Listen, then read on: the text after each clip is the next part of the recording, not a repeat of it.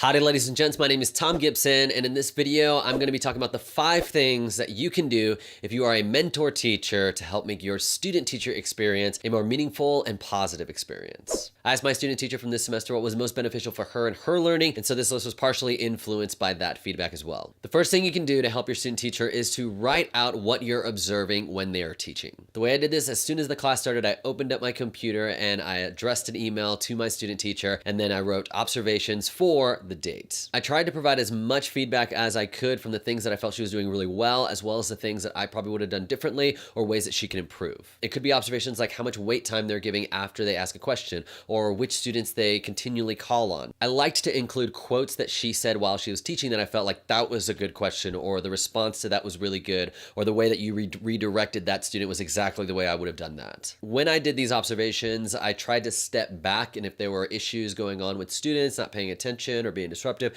I kind of let her handle that even though I was in the room, just to give her that practice. I didn't do this every time she taught. Some days it would be more of a co-teach situation where she would teach part of the lesson, then I would maybe interject a few things about a particular concept, but I did try to do it at least once every 2 weeks or so. The second thing you can do for your student teacher is to let them grade some of your work and then give them feedback on how they graded that. The way I did this in my math class is typically when I grade my math assignments, I highlight the first point that the students made a mistake. That helps them know that there's something wrong here. Here's where you went wrong. Try to figure out why. I also don't put the grades on the test or the quiz because I don't want the students just to focus on that. I just put the grades on our online grading system. But if you have a student teacher and you do want to put the grades in, you can have them mark up some of the different things on there, and then you go over it, and then you actually put the grade on there, and then tell them why you decided the grade that you did. We do some writing where the students write a blog on a certain math concept, and then there's a rubric, and so I had my student teacher use that rubric and then give students grades, but I had her do this in a Google Doc. I would then pull up the student's writing assignment as well as my student teacher's assessment of that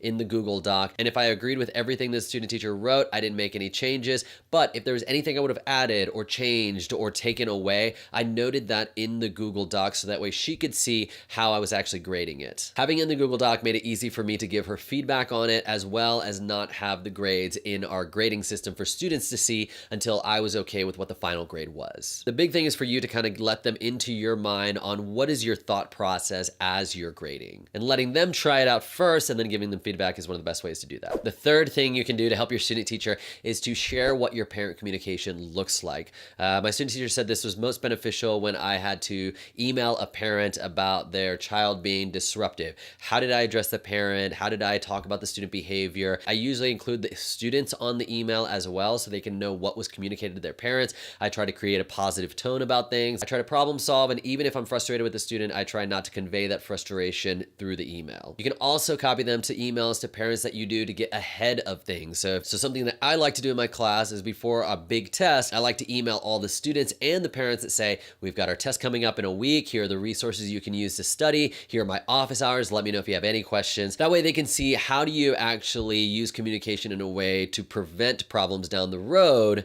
instead of all of your communication being reactive to parents or to administration or things like that. And having them see not only what you communicate, but how you communicate it can be really valuable to them. On a few occasions, I had my student teacher draft up an email that I could send to parents, and then I gave her feedback on, I wouldn't include this because it sounds a little bit like you're frustrated, or this part's really good because it shows that you're really trying to problem solve and work together with the parent in this situation, as well as positive emails. One day, my student teacher was noticing that one student was doing really well in class that is typically a little bit more challenging, and so I encouraged her to go ahead and email the parent and the student and include me in on it and just share a little bit of the positive behavior that she observed in the classroom that day, because that wins over the student, that wins over the parent, and it's a good practice just to send positive notes home to students that typically may not get those positive notes. The fourth thing you can do to help your student teacher is to gradually let them take more and more control of your class. In the beginning of the semester, I was letting her teach small segments of class, and we would talk beforehand about what that would be and how it could look and questions students may ask. And progressively, she was getting more and more opportunity to teach larger parts of the class to the point where she's teaching the entire class.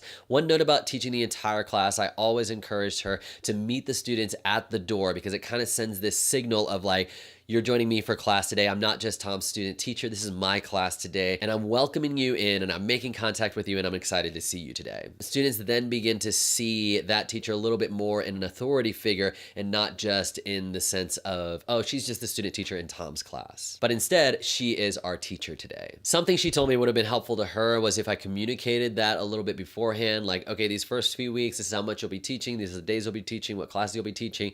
After that, I want to have you a little bit more involved, and it'll look like this. And then by the second month of school, I'm going to be having you teach full classes. And then by the fourth month of school, you're going to teach full classes without me in there. So having that structure kind of already in your mind and communicating that to your student teacher is really helpful. And the last thing you can do to help your student teacher is to let them have agency in the decisions that are made in your classroom. I had my student teacher fill in the next 2 weeks of the calendar just so she can see, did she put too much? Did she not put enough? What is the general pace of the classes? Are some classes moving faster than others? Is that a problem? How can we fix that? I would ask her to draft up new seating charts for the classes, and then we would sit and talk about it and be like, what about here?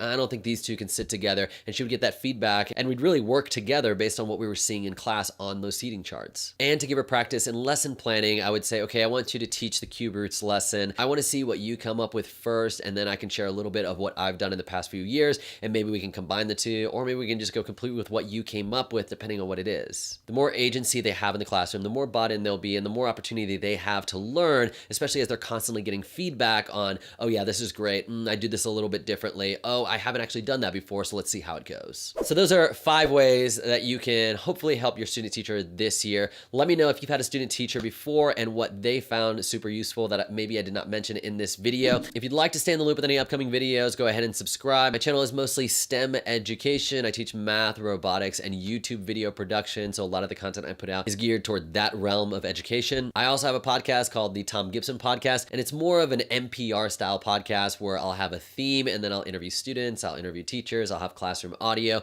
all around the realm of education. So you can search for the Thom Gibson Podcast wherever you listen to podcasts. My name is Thom Gibson. I hope you learned something today, and hopefully I will see you in the next video.